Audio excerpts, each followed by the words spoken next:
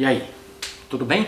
Sou Alfredo Oliva, sou professor do Departamento de História da Universidade Estadual de Londrina e eu estou utilizando a tecnologia, seja na forma de vídeo ou de podcast, para me comunicar com os meus alunos durante esse tempo de pandemia. E hoje eu quero ministrar uma aula de teoria da história para alunos e alunas do terceiro ano de graduação em História e espero que essa aula possa beneficiar tanto os meus alunos como também as demais pessoas interessadas em assuntos que eventualmente eu venha tratar. Hoje eu gostaria de falar sobre feminismo a partir de um texto do filósofo norte-americano Richard Rorty, que é um filósofo que eu gosto muito. Existe um livro chamado Um Mapa da Ideologia, publicado pela editora Contraponto.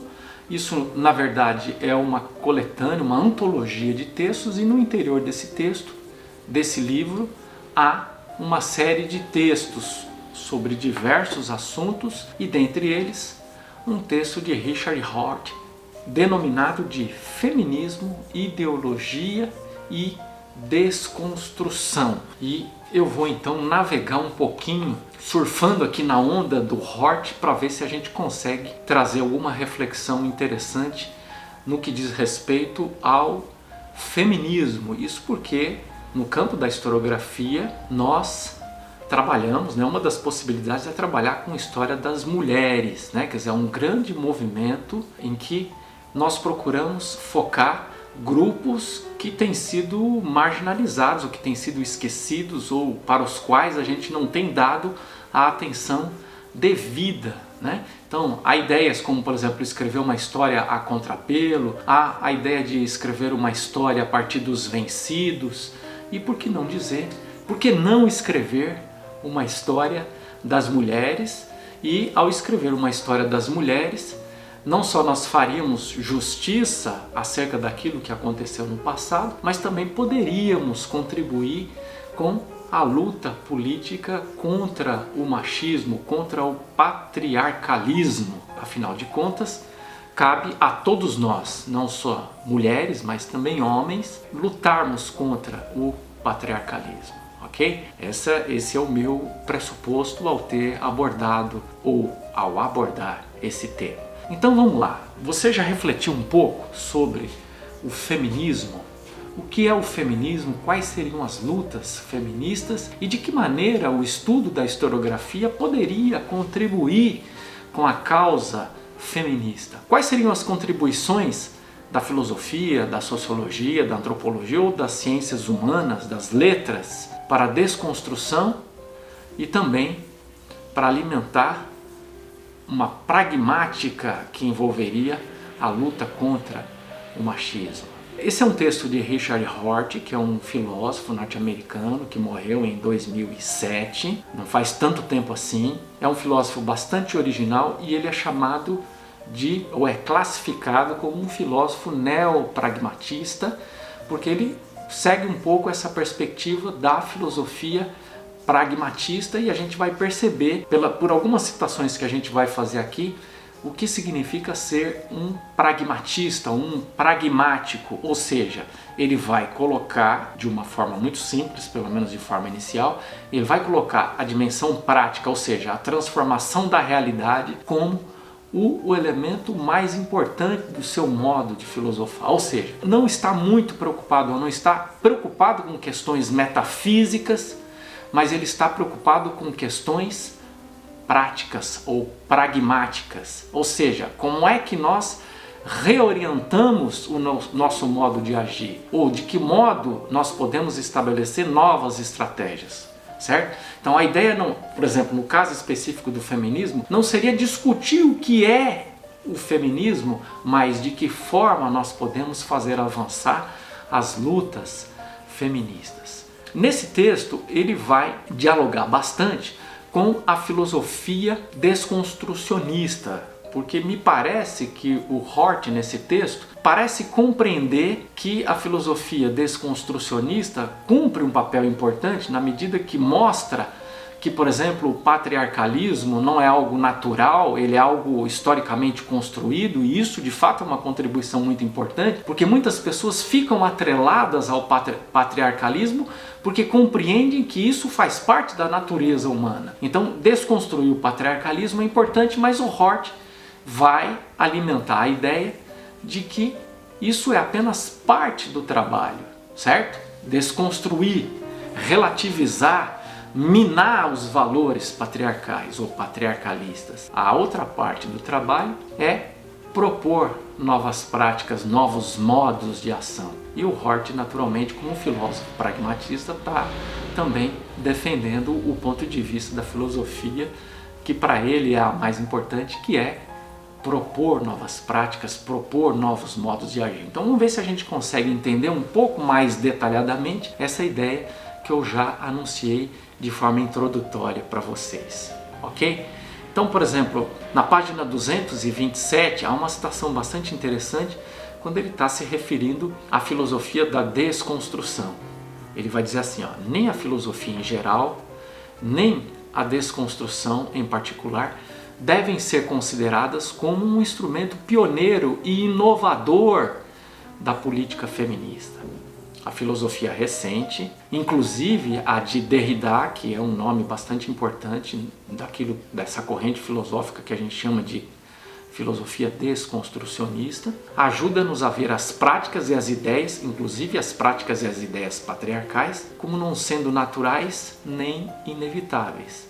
Mas isso é tudo que ela faz. Então ele está dizendo que a filosofia da desconstrução, que não é a filosofia dele, né? Ele está partindo de uma análise, de uma crítica à filosofia da desconstrução para poder edificar a sua perspectiva. Então ele está dizendo, olha, a filosofia da desconstrução ela é importante para mostrar que o patriarcalismo não é natural, mas essa filosofia não contribui o suficiente para instituir novas práticas. Ou seja, o trabalho do feminismo consiste em duas dimensões. A primeira dimensão é desconstruir o patriarcalismo, é dizer, olha, o patriarcalismo não é algo natural, então ele tem que ser desconstruído, certo?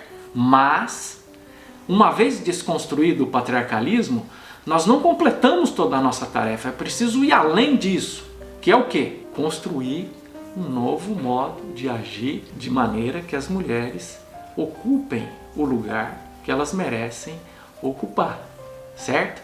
Então, não basta desconstruir. E continua a citação. Depois que a filosofia termina de mostrar que tudo é um construto social, ela não nos ajuda a decidir quais construtos preservar e quais substituir. Mas o modo mais eficiente de expor ou desmistificar uma prática existente parece consistir em sugerir uma prática alternativa e não de criticar a atual. Veja que agora já começa a aparecer o pragmatismo do Hort, né? Ele está dizendo, olha, tudo bem, se você quer criticar um modo de agir, talvez isso contribua para alguma coisa, mas ele diz, mais importante do que criticar um modo de agir é propor um outro modo de agir no seu lugar. É óbvio que ele está querendo dizer o seguinte, o grande mérito da filosofia pragmatista está exatamente em que ela não se preocupa tanto em ficar criticando aquilo que existiu, mas ela se preocupa fundamentalmente em propor sempre práticas novas. Ou, no máximo, você analisa uma prática vigente, mostra como as coisas funcionaram até agora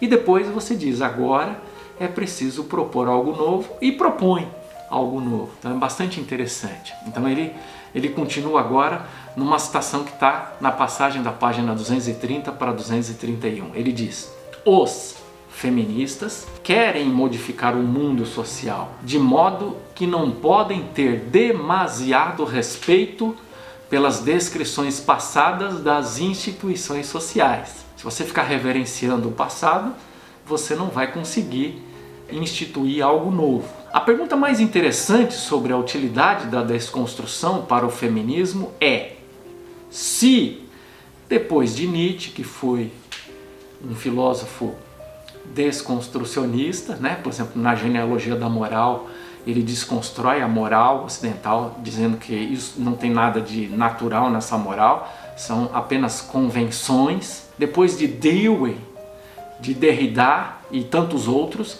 convenceram-nos de que não há nada de natural ou científico ou objetivo em nenhuma prática ou descrição machista e de que todos os objetos, sejam quais forem, são construções sociais, certo? Há alguma outra ajuda que a desconstrução possa oferecer para decidirmos quais construtos preservar e quais substituir, ou para encontrarmos substitutos para estes últimos? E ele diz, duvido que haja, né? Então ele está apontando um limite para o trabalho filosófico daqueles que refletem e que se preocupam em desconstruir, certo? O que ele está dizendo é o seguinte, desconstruiu, depois que desconstruiu, você tem que construir algo no lugar, certo? Não basta criticar o machismo, é necessário propor um novo modo de ação, certo? Então, por exemplo, hoje as pessoas não estão, se a gente olhar, né, o trabalho das feministas, elas estão propondo que as mulheres ocupem os espaços juntamente com os homens, né? Quer dizer, se já foi feito bastante o trabalho de desconstrução, se as pessoas já perceberam que o machismo não é algo natural, que as mulheres podem ter o direito de ocupar os mesmos espaços que os homens, por que então se prender ou continuar preso a simplesmente uma crítica do machismo e não propor então que as mulheres ocupem espaços nos escritórios, nas universidades e por aí vai. A mesma coisa vale para o movimento negro. É importante desconstruir esse discurso que procura dizer que os negros são inferiores ou que os negros não são tão capacitados quanto os brancos, mas é necessário fazer mais do que isso. É necessário que os negros ocupem, as negras ocupem os espaços sociais que esteve bloqueado para eles até então. E que estratégia nós vamos utilizar para que isso aconteça?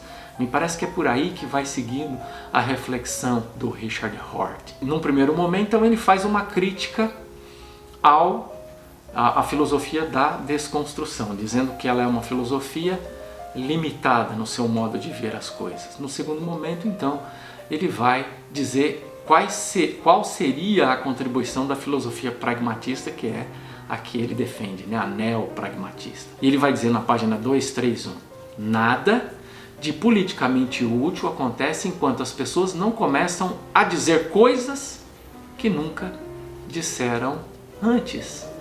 Com isso, nos permitindo visualizar novas práticas e não apenas analisar as antigas.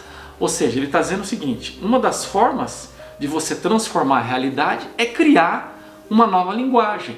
Então, por exemplo, algumas pessoas dizem é uma tremenda uma besteira o uso da linguagem inclusiva, né? A gente chama de linguagem inclusiva essa linguagem que diz alunos e alunas, professores e professoras, essa ideia de você sempre incluir o feminismo. Por quê? Porque a nossa linguagem machista nos induz a sempre generalizarmos os termos pelo masculino. E quando a gente rompe com essa linguagem e começa a incluir também o feminino, a gente também está chamando a atenção para a presença das mulheres. Essa é uma forma de começar a transformar a realidade. Parece pouco, mas é lógico que a gente não vai transformar a realidade apenas com a linguagem inclusiva. Mas a linguagem inclusiva já é uma forma de começar a transformar a realidade. Então, por exemplo, eu sou um professor universitário, o que é que eu posso fazer? Não basta criticar o machismo, é necessário, por exemplo, incluir na minha bibliografia dos meus cursos textos de mulheres. É preciso discutir textos de mulheres. É preciso discutir textos de mulheres negras, porque elas enxergam a realidade de um outro ponto de vista. Aliás, no meu modo de ver, é necessário que o tipo de bibliografia que está presente nos nossos cursos universitários seja o mais diverso e abrangente possível. Homens, mulheres, negros, brancos, pessoas da Europa, pessoas do nosso continente, pessoas do nosso país. Muitas vezes a gente monta um curso todo com bibliografia de homens brancos europeus, porque naturalmente eles têm ocupado a maior parte dos espaços da nossa cultura.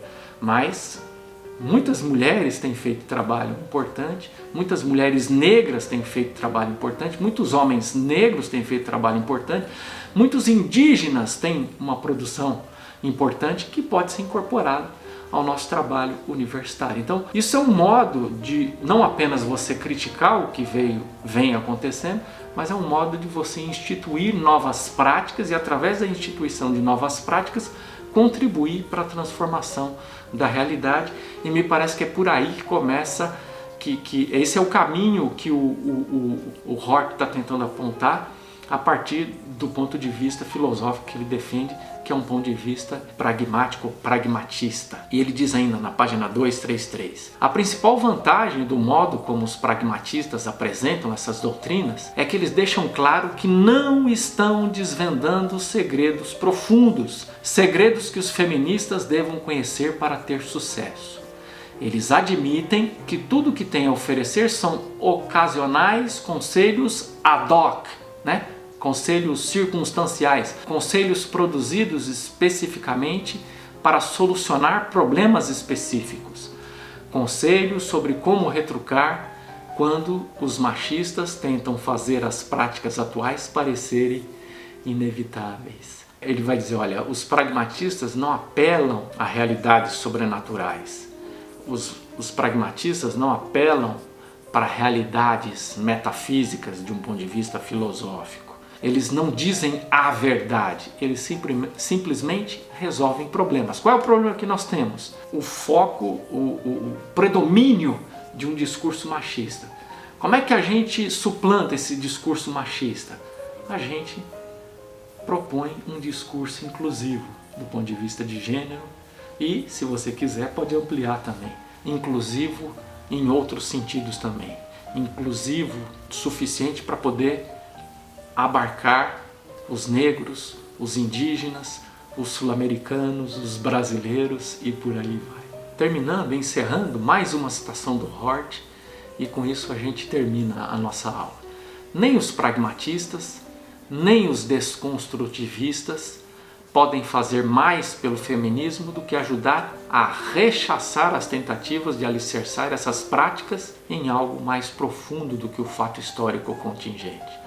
O fato de que as pessoas de músculos ligeiramente maiores têm estado intimidando as pessoas de músculos ligeiramente menores há muito tempo. Quer dizer, me parece que aqui ele está dizendo que a única diferença sustentável entre homens e mulheres é que os homens tendem a ter uma compleição física mais robusta do que as mulheres e que os homens estão utilizando a sua vantagem na compleição física para oprimir, né? E de fato as mulheres têm sido vítimas de violência doméstica, por exemplo, talvez em função dessa robustez maior dos homens. Lembremos que isso também é discutível, certo? Né? Há mulheres mais robustas e há homens mais franzinas. Então, talvez como tendência, talvez essa descrição do Hort funcione, mas sabendo que também a natureza física, da compleição física, também não é um elemento suficiente para poder dar conta da distinção entre homens e mulheres. Né? Quer dizer, tudo é uma convenção social. A distinção entre homens e mulheres está fundamentada numa convenção cultural. E se a gente mudar a nossa convenção cultural, talvez a gente possa viver num mundo mais inclusivo. Me parece que essa é a utopia proposta pelo texto do Richard Hort.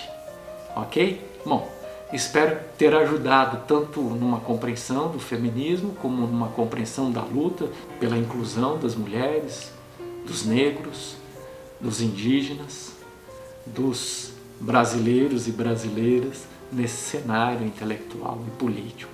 Ok? Espero que numa sociedade mais inclusiva todas as pessoas possam ter a mesma igualdade de oportunidade. Eu acho que isso seria uma coisa muito legal.